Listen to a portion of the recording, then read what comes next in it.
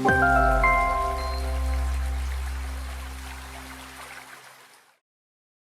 and welcome everyone. As I said in the announcements, God's annual holiday season kicks off near the end of next week, beginning with Passover and the days of unleavened bread. Of course, that's followed by Pentecost, trumpets, atonement, the Feast of Tabernacles, and of course, ending with the last great day. We plan to have our pre-recorded Passover service posted on our website by tomorrow, well before the actual Passover service itself, and we'll leave it there until the following Sunday when we update the website. And again, if we can be of any assistance for the Passover at any other time, just give us a call or an email. We'll try to help. God's annual holy days are rehearsals. We rehearse them each year. And year after year, we gain more insight into God's plan to save mankind. Each year, growing closer and closer to God. Now, some are going through God's holy day cycle for the first time. Others, like me, well, we might need a refresher.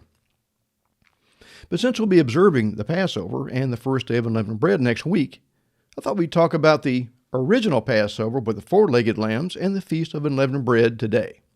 After all, it's just a little late to start de-leavening our homes next Sabbath. That would be a little late. We should probably already be doing that. But anyway, let's get started. I think most of us know the story of Israel and his 12 sons. Now, Joseph was sold to the Ishmaelites, who sold him to Potiphar, an officer of the Pharaoh. You might remember all that. Of course, Joseph ended up in Egypt. And things were actually going pretty well for Joseph when the master's wife falsely accused him of making advances to her. Of course, we know Joseph ended up in prison. But then his ability to interpret the Pharaoh's dreams got him out of prison. Actually, it was God, of course, interpreting those dreams through Joseph. Now, Joseph ended up with a very high position in Egypt. He was second in command only to the Pharaoh. Of course, then the famine came that fulfilled the Pharaoh's dream that Joseph had interpreted. Primarily due to the famine, Israel and Joseph's other brothers came down to live in Egypt. That's Goshen, to be specific, of course. But turn over with me, if you would, to Exodus 1, verse 1. That's where it kind of starts. Now, that's Exodus chapter 1, verse 1.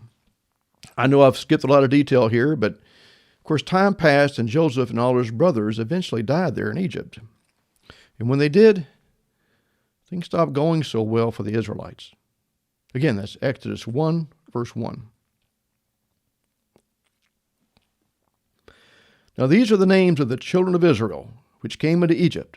Every man in his household came with Jacob. Reuben, Simeon, Levi, and Judah, Issachar, Zebulun, and Benjamin, Dan, and Naphtali, Gad, and Asher. All the souls that came out of the loins of Jacob were 70 souls, for Joseph was in Egypt already. And Joseph died, and all his brethren in all that generation. And the children of Israel were fruitful, and increased abundantly, and multiplied, and waxed exceedingly mighty, and the land was filled with them. Now there arose a new king over Egypt who knew not Joseph. And he said to his people, Behold, the people of the children of Israel are more and mightier than we. Come on, let us deal wisely with them, lest they multiply, and it become to pass that when there falls out any war, they join also unto our enemies, and fight against us, and so get them up out of the land. Therefore they did set over them taskmasters to afflict them with their burdens. And they built for Pharaoh treasure cities, Pithom and Ramses. But the more they afflicted them, the more they multiplied and grew. And they were grieved because of the children of Israel. And the Egyptians made the children of Israel to serve with rigor. And they made their lives bitter with hard bondage, in mortar and in brick, and in all manner of service in the field. All their service wherein they made them serve was with rigor. Now, another word for rigor is cruelty. The Israelites became slaves to the Egyptians and were treated cruelly. Verse 15. And the king of Egypt spake to the Hebrew midwives, of which the name of the one was Shiphrah, and the name of the other Puah. And he said, When you do the office of a midwife to the Hebrew women, and see them upon the stools, if it be a son, then you shall kill him. But if it be a daughter, then she shall live. So the boys that were born to the Hebrews were to be killed. But did the midwives do as they were told? Verse 17. But the midwives feared God and did not, as the king of Egypt commanded them, but saved the men children alive.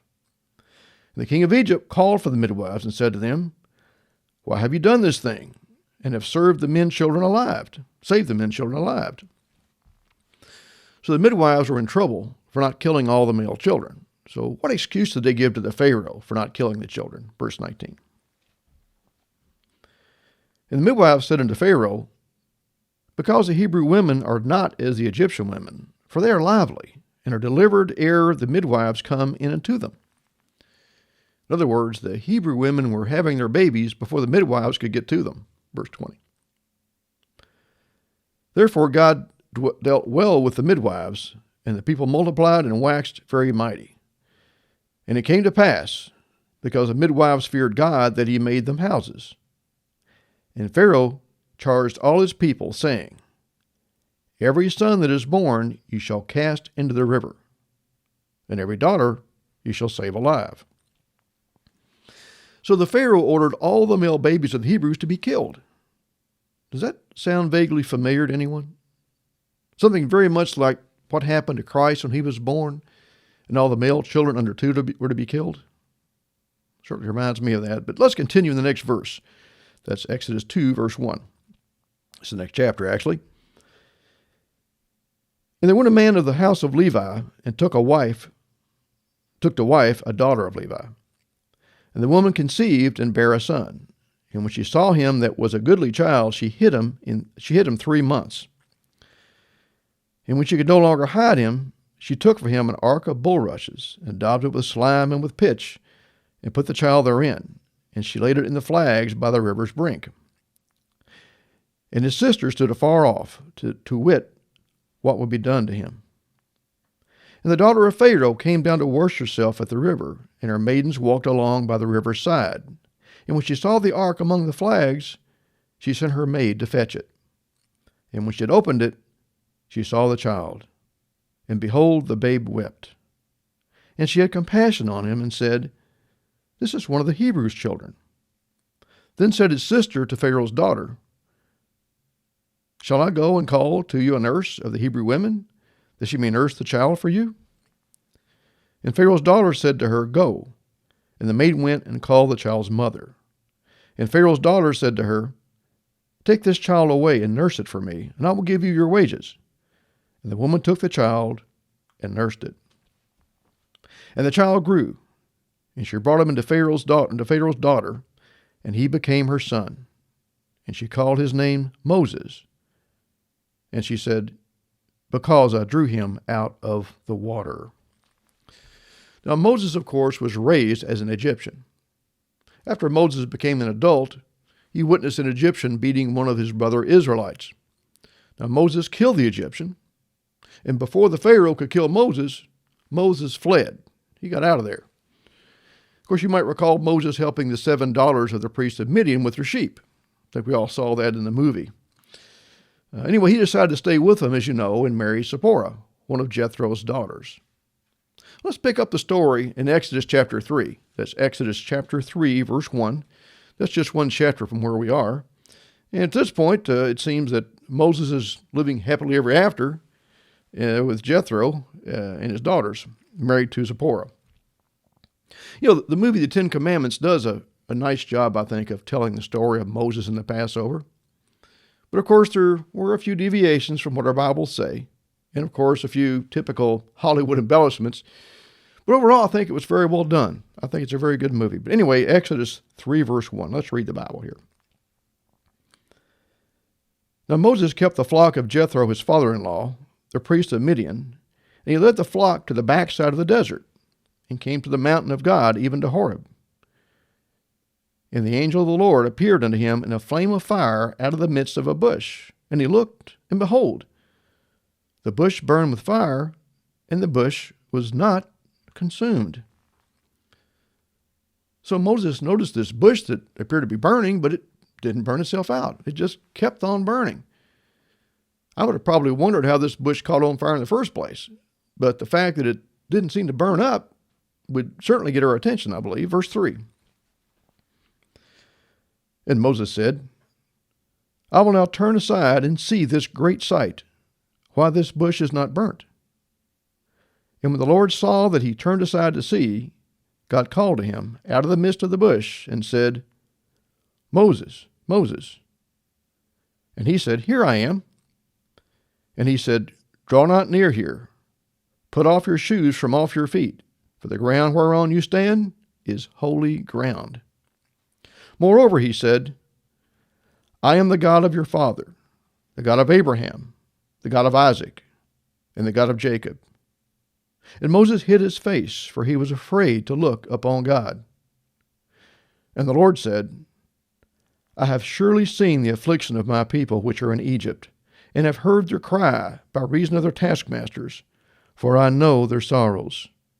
And am come down to deliver them out of the hand of the Egyptians, and bring them up out of that land into a good land, and a large, unto a land flowing with milk and honey, unto the place of the Canaanites, and the Hittites, and the Amorites, and the Perizzites, and the Hivites, and the Jebusites. Now therefore, behold, the cry of the children of Israel is come unto me. And I have also seen the oppression wherewith the Egyptians oppress them. Come now therefore, and I will send you unto Pharaoh, that you may bring forth my people, the children of Israel, out of Egypt. Now, wow, that was a pretty tall order. How would we feel if God assigned us a task like that? Would we just say, sure, no problem? Or might we be a bit hesitant to take on something like this? And remember, Pharaoh was planning to kill Moses, but Moses had escaped Egypt to save his life. Now God wanted Moses to go back to the Pharaoh and demand he let his slaves go. Wow. I can imagine that Moses was probably at least a little bit apprehensive about this. Wouldn't you think so? I know I would be. Let's look at verse 11. And Moses said to God, Who am I that I should go unto Pharaoh, and that I should bring forth the children of Israel, children of Israel out of Egypt? But God reassures Moses that he will be with him during all this in verse 12. And he said, Certainly I will be with you, and this shall be a token unto you that I have sent you. When you have brought forth the people out of Egypt, you shall serve God upon this mountain. And Moses said to God, Behold, when I come unto the children of Israel and say to them, The God of your fathers has sent me to you, and they shall say to me, What is his name? What shall I say to them? And God said to Moses, I am that I am. And he said, Thus shall you say unto the children of Israel, I am has sent me to you.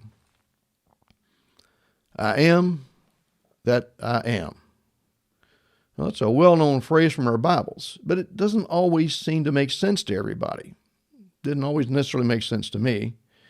Now, the I am is translated from the Hebrew word hayah, and it means emphatically to exist always. In other words, I am the eternal. I believe that God is saying that he is the eternal one. He is our God, and he has always existed. So, in other words, tell the Israelites that I am the eternal, the one and only true God. Verse 15. And God said moreover unto Moses, Thus shall you say unto the children of Israel, The Lord God, let's pause there for a second. The word Lord here is actually the name of God, Jehovah, meaning self-existent or eternal, as we just said. Once again, let's read verse 15. And God said moreover unto Moses, Thus shall you say unto the children of Israel, The Lord God of your fathers, the God of Abraham, the God of Isaac, and the God of Jacob, has sent me to you. This is my name forever, and this is my memorial until all generations. So God declared to Moses that he was the eternal, and his name was Jehovah. Verse 16. Go and gather the elders of Israel together, and say to them, The Lord God of your fathers, the God of Abraham, of Isaac, and of Jacob, appeared to me, saying, I have surely visited you, and seen that which is done to you in Egypt. And I have said, I will bring you up out of the affliction of Egypt unto the land of the Canaanites, and the Hittites, and the Amorites, and the Perizzites, and the Hivites, and the Jebusites, unto a land flowing with milk and honey. So God promised to deliver the Israelites from their bondage of the Egyptians and take them into the promised land, a land of milk and honey. Just as today, God promises to one day deliver us from this world of sin and our bondage, you might say, to the sins of this world. We're in the middle of all of them. Let's look at verse 18. They shall hearken to your voice, and you shall come, you and the elders of Israel, unto the king of Egypt. You shall say to him, The Lord God of the Hebrews has met with us, and now let us go, we beseech you, 3 days' journey into the wilderness, that we may sacrifice to the Lord our God. And I am sure that the king of Egypt will not let you go. No, not by a mighty hand. And I will stretch out my hand, and smite Egypt with all my wonders, which I will do in the midst thereof, and after that he will let you go. God told Moses he would perform many wonders. In fact, these wonders are more like plagues on the Egyptians, of course. In fact, Egypt suffered 10 plagues. Now, it's important to note that at first, the Israelites suffered alongside the Egyptians. The Israelites were not removed from the situation. They suffered alongside the Egyptians as the Nile turned to blood. And then, of course, came the plagues of frogs and then of lice. But later we see there came a clear division between Egypt and the Israelites, God's people. In verse 21, we see the plague of flies, but at this point, the Israelites stopped experiencing the plagues that the Egyptians had to deal with.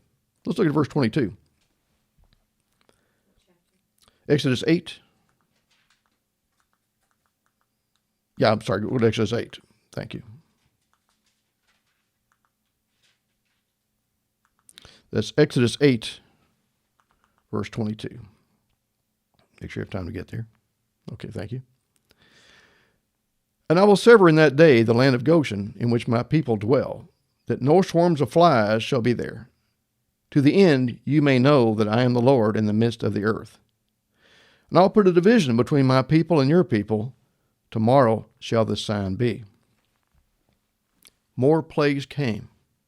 But now, God kept these plagues from his people. He didn't rapture them or take them to some foreign land. He protected them right there where they were. And they were a witness to what happened to the Egyptians. But God protected his people. Like the plagues that Egypt suffered due to their idolatry and their refusal to obey God, one day in our future, the world will suffer plagues too. This period of time is called the Great Tribulation. And just like with the Egyptian plagues, God's people will live in the midst of these plagues. Again, they won't be raptured out or anything else. But turn to Psalms 91 verse 1 with me. I'll let you know ahead of time this time. Psalms chapter 91, if I turn verse 1. Let's see what it looks like to be protected by God. Let's look at his promise to us. Remember that at the beginning of the plagues that were upon Egypt, the Israelites suffered along with them, but they didn't last very long. Again, Psalms 91, verse 1. He that dwells in the secret place of the Most High shall abide under the shadow of the Almighty. I will say of the Lord, He is my refuge and my fortress, my God, in him will I trust. Surely he will deliver me from the snare of the fowler and from the noisome pestilence. Of course, pestilence can also be called a plague.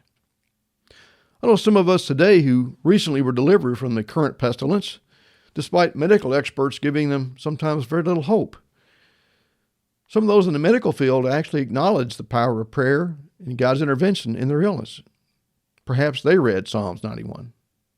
Let's continue in verse 4. He shall cover you with his feathers. Under his wings shall you trust. His truth shall be your shield and buckler. You shall not be afraid for the terror by night, nor for the arrow that flies by day, nor for the pestilence that walks in darkness, nor for the destruction that wastes at noonday.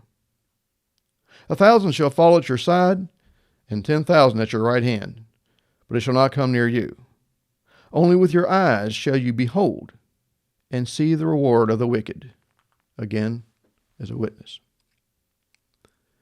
Like the Israelites that were protected from the plagues that ultimately resulted in the deaths of many Egyptians, I believe God's people will be protected when the Great Tribulation comes. God will make a distinction between those who truly belong to Him and those that don't. Like I've said many times before, it's a very good time to grow close to God. Now, actually, it's always a good time to grow closer to God. That's what followers of Jesus Christ are supposed to do. But I would say that right now, the way things are going in the world, now would be a particularly good time to draw close to God.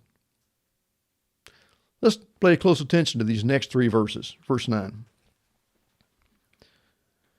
Because you have made the Lord, which is your refuge, even the Most High, your habitation, there shall no evil befall you, neither shall any plague come nigh your dwelling.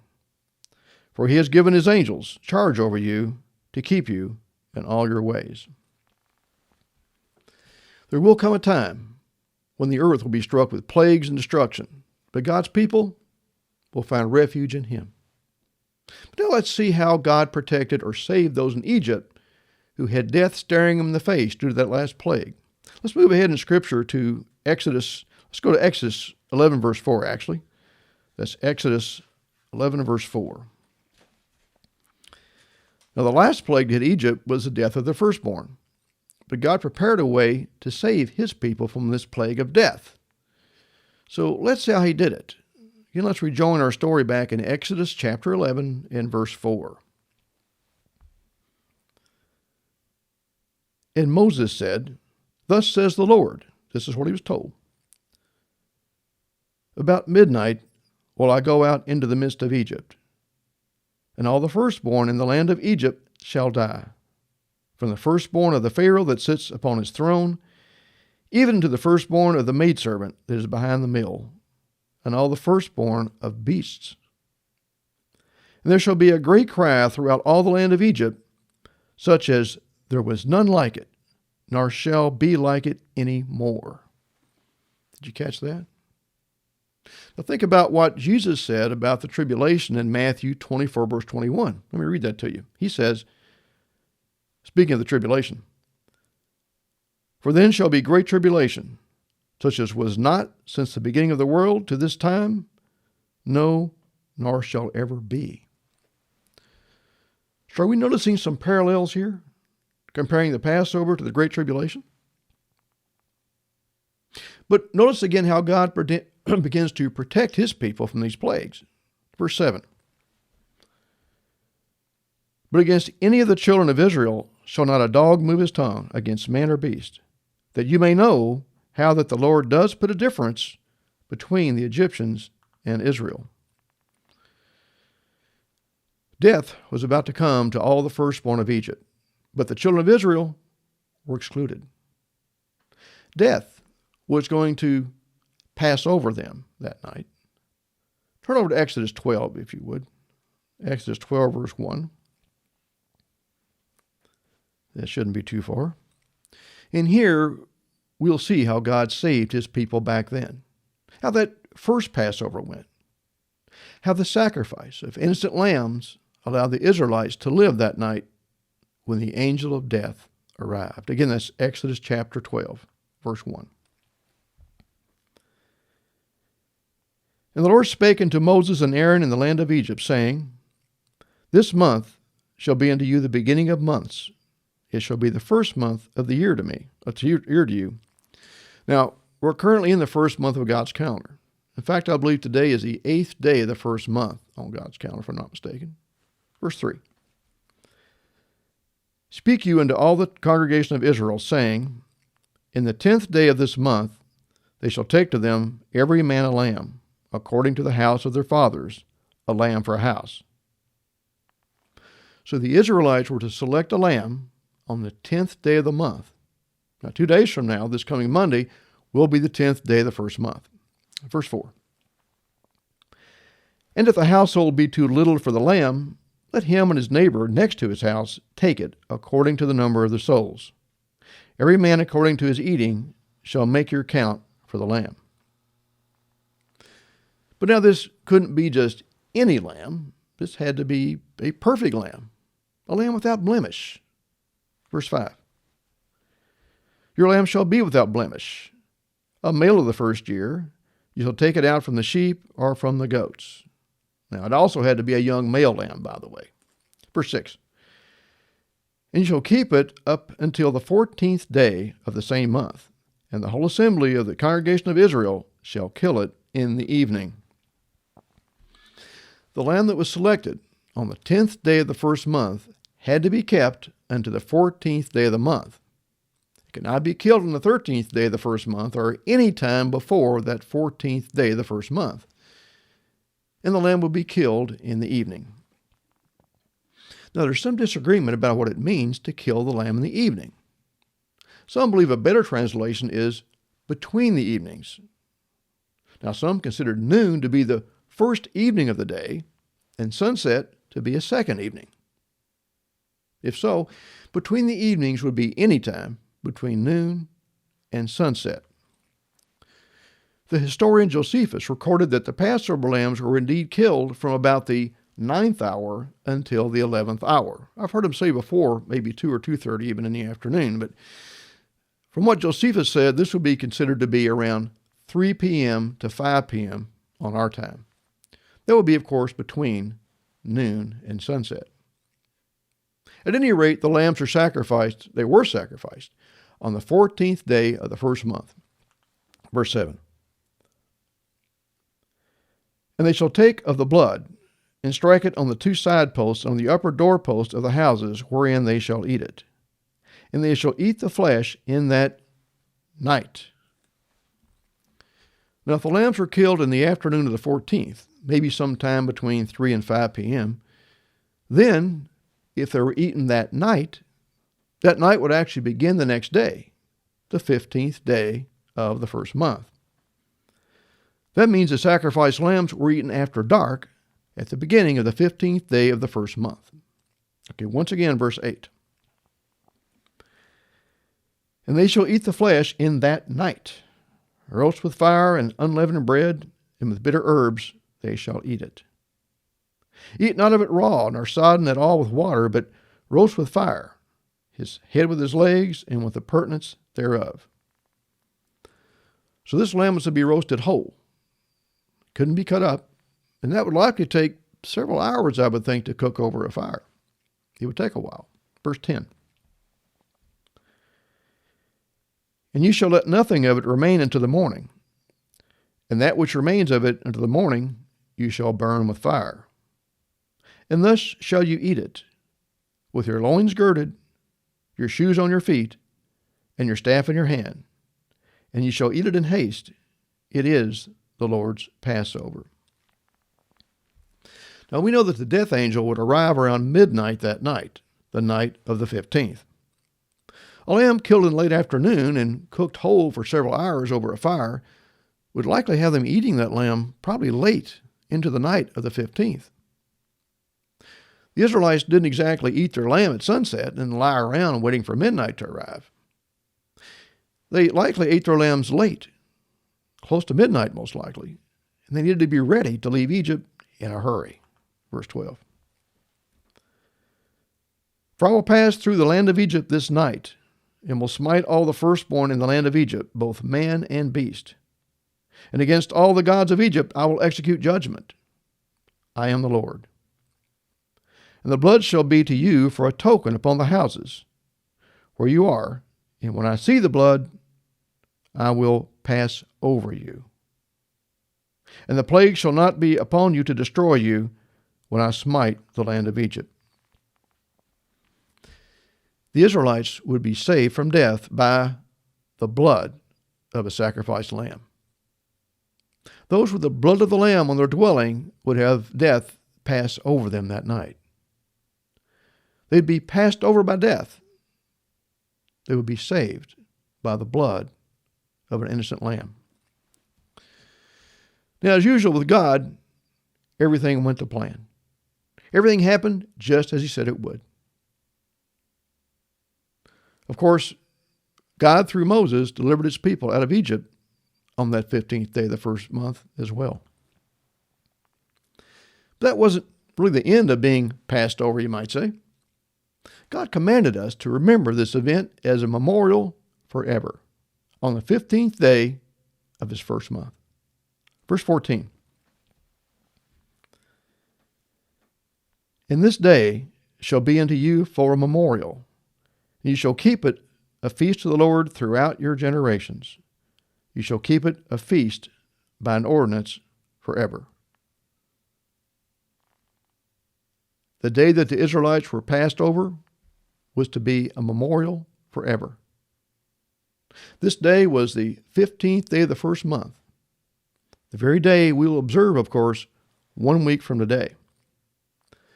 We're to observe this day each year in remembrance of those Israelites that were freed from their bondage in Egypt. And, of course, to remember that those were also saved by the blood of a lamb. But there's much more to this observance. Let's read some more. Verse 15. There's some further instructions on how to observe this time. 7 days shall you eat unleavened bread. Even the first day you shall put away leaven out of your houses. So we're to remove the leaven. For whosoever eats leavened bread from the first day unto the 7th day, that soul shall be cut off from Israel. And in the first day there shall be a holy convocation. Now, we will be having a service, of course, 1 week from today on the first high holy day of the year. But there's more. And then the 7th day there shall be a holy convocation to you. No manner of work shall be done in them, save that which every man must eat, that only may be done of you. And to keep God's commandments, we will also be having a service on the 7th day of the feast, as he just said. That'll be on April 22nd, a Friday this year. So be sure and join us for that. Actually, the Feast of Unleavened Bread will take place from April 16th until April 22nd this year. So we won't be eating any leavened bread during this period. Verse 17. Ye shall observe the Feast of Unleavened Bread, for in the selfsame day have I brought your armies out of the land of Egypt. Therefore shall you observe this day in your generations by an ordinance. How long? Forever. In the first month, on the 14th day of the month at even, now that's of course sunset on the 14th, marking the beginning of the 15th day, you shall eat unleavened bread until the 21st day of the month at even. And it's not that we just need to eat unleavened bread each day during the 7-day period. We're also to remove all leaven from our dwellings. You know, I sometimes suspect that the cleaning of the leaven out of our homes each spring may just have morphed, if you will, into what many call spring cleaning today. Now, that's a tradition that most people don't seem to know where it came from.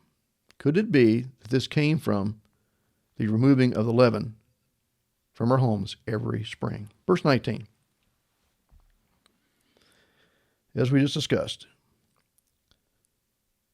7 days shall there be no leaven found in your houses. For whoever eats that which is leavened, even that soul shall be cut off from the congregation of Israel, whether he be a stranger or born in the land. You shall eat nothing leavened, and all your habitations you shall eat unleavened bread. Drop down to verse 24, if you would, about 3 verses down or 4 verses down. Exodus 12, verse 24. And you shall observe this thing for an ordinance to you and to your sons forever. You know, the Eternal doesn't specifically ask us to do very much, at least as far as rituals are concerned. He does ask us to rid our dwellings of leaven for this 1 week, and to eat unleavened bread each day during this period. Unleavened bread is called the bread of affliction in Deuteronomy 16, verse 3. When the Israelites left Egypt in haste, They had no time to let the dough rise, so they ate unleavened bread. But here's a question for you. How could they bake bread without ovens? Do you ever wonder about that? They're in the desert. They have no ovens. How would they bake their bread? Well, a few years ago, a Jewish couple told me that the Israelites actually spread the dough on their backs like a paste, maybe like we'd apply sunscreen. And there, it baked in the hot sun until the dough became hard like crackers. They didn't have any ovens on their journey as they fled Egypt, but rather, according to my Jewish friends, the heat of the sun baked it directly on their backs. My friend told me this is why they tend to make matzos salty, because of the sweat of the Israelites' back that made their bread salty, their unleavened bread, I should say. And that's why they call it, I guess, the bread of affliction. At any rate, we're to remove the leaven from our dwellings and eat unleavened bread for 7 straight days to remind us of how the Israelites left Egypt and left it in haste. Verse 25. And it shall come to pass, when you be come into the land which the Lord will give you, according as he has promised, you shall keep this service. And it shall come to pass, when your children shall say to you, what mean you by that service?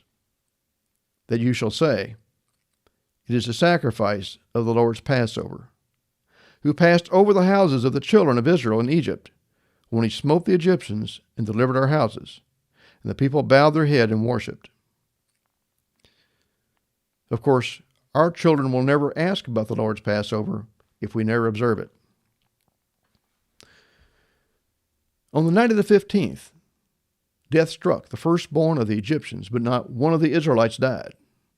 Rather, they were passed over by the death angel, saved by the blood of a lamb. After then, they left the bondage of Egypt for the promised land. Drop down to verse 46. There's one little point I want to make here, and that is that no bones of the Passover lamb were to be broken. That's important to remember for later, okay? But Exodus 12, verse 46 says, speaking of the lamb, in one house shall it be eaten. You shall not carry forth out of the flesh abroad out of the house. Neither shall you break a bone thereof. All the congregation of Israel shall keep it, the Passover. So the Israelites were not to break any of the bones of their 4-legged lambs. That's maybe important to remember for the future, so keep that in mind. But if you would turn over to the next chapter, that's chapter 13. I'd like to read verses 6 through 10. Here the Feast of Unleavened Bread is mentioned again. In fact, it's mentioned often throughout our Bibles, so it's an important thing. Exodus 13, verse 6. 7 days shall you eat unleavened bread, and the 7th day shall be a feast to the Lord. As we said, the 7th day is also a holy day, by the way, a high holy day. Verse 7. Unleavened bread shall be eaten 7 days, and there shall be no leavened bread. There shall no leavened bread be seen with you. Neither shall there be leaven seen with you in all your quarters. So again, we're told to get all the leaven out of our dwellings during this 7-day period of unleavened bread. Now, one thing the future is going to show us is that leaven is also analogous to being puffed up, as in puffed up with pride.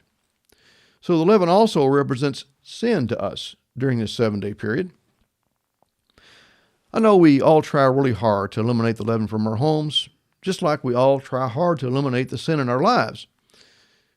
But what often happens after we think we've removed all the leaven from our homes? What happens sometimes? Well, sometimes we find that there was some leaven that was hidden, some leaven we didn't find or discover, some that we missed. And that's much like the sin we often think we've eliminated from our lives. But like the leaven, we still may find some sin after we think it's all gone. Both the leaven and our sins are really hard to completely eliminate. It seems like there's always some lying around we didn't see. And I think that's part of the lesson that the Feast of Unleavened Bread teaches us. Let's go on to verse 8. You shall show your son in that day, saying, This is done because of that which the Lord did unto me when I came forth out of Egypt. And it shall be a sign unto you upon your hand, and for a memorial between your eyes, that the Lord's law may be in your mouth. For with a strong hand has the Lord brought you out of Egypt. You shall therefore keep this ordinance in his season from year to year. So we're to keep the Feast of Unleavened Bread from year to year. But what is leaven, and what are we exactly supposed to remove from our homes? Well, leaven is practically anything that's added to flour or dough, for example, to cause it to puff up. I mean, leaven can be biological, like yeast, certainly. It can be physical, like beating egg whites, or chemical, such as baking soda. All these agents puff up bread. So, before the first day of unleavened bread, we need to inspect our pantries, freezers, refrigerators, and other food storage places, and remove any product that has leavening agents in it. Now, some things people often miss are things like self-rising flour, chow mein noodles, wheat thins, and some other flat crackers that have baking soda in them. So we can always check our labels very carefully when we buy things, of course, or when we're checking to see if we should remove them. But there are some things that have baking soda in them, for example, that I believe we can keep. You know, things like toothpaste, maybe deodorant, pet food, baking soda used to deodorize our refrigerators, or maybe to treat water for hot tubs or pools. Now, these are not intended to be food for us, and they won't contribute to puffing up our food, like bread. At least that's my take on it anyway.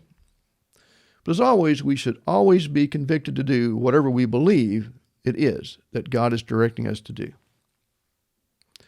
Now, we still have a week to get the leaven removed from our homes.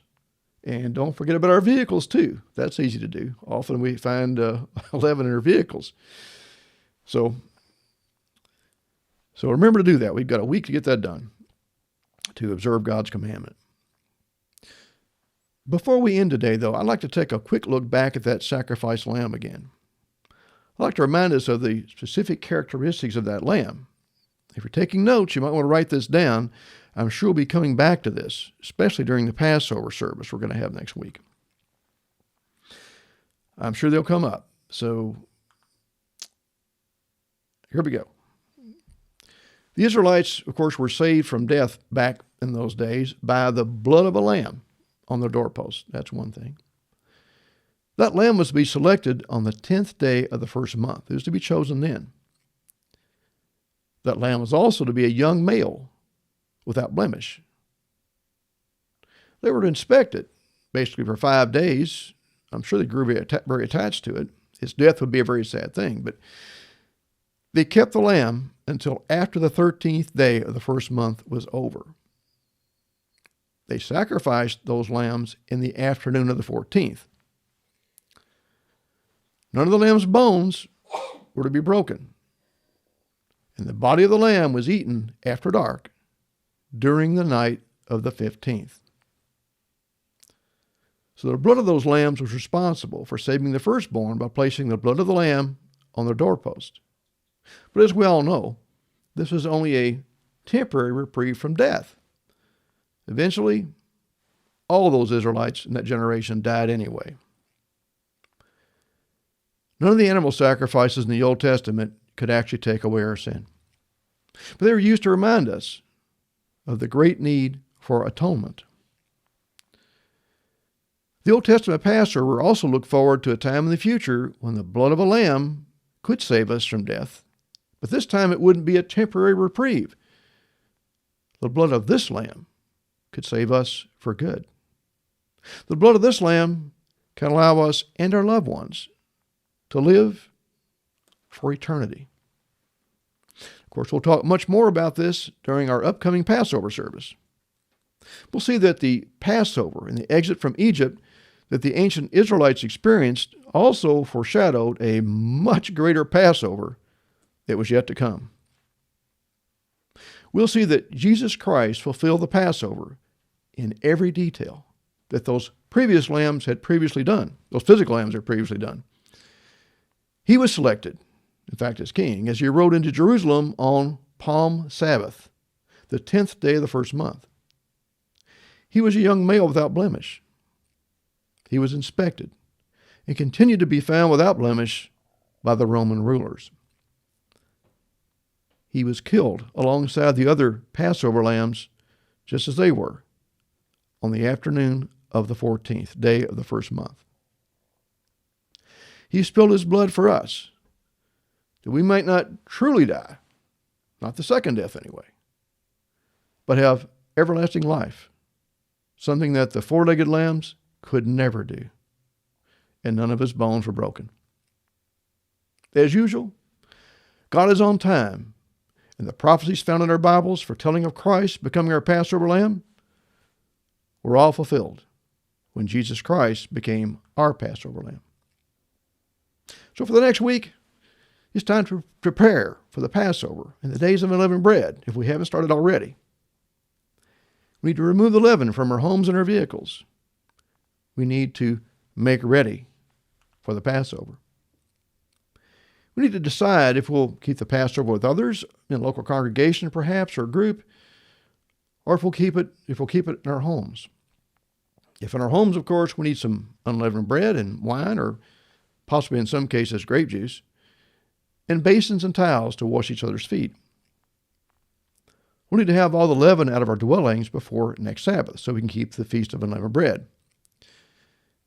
And make sure, of course, that we have unleavened bread to eat each day for that 7-day period. The next Sabbath is, of course, our weekly Sabbath day, but this year it's also the very first high holy day of the year.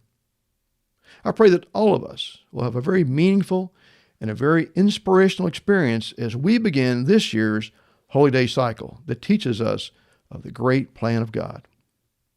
And if we here at the Independent Church of God's Seventh Day might be of any assistance, please let us know.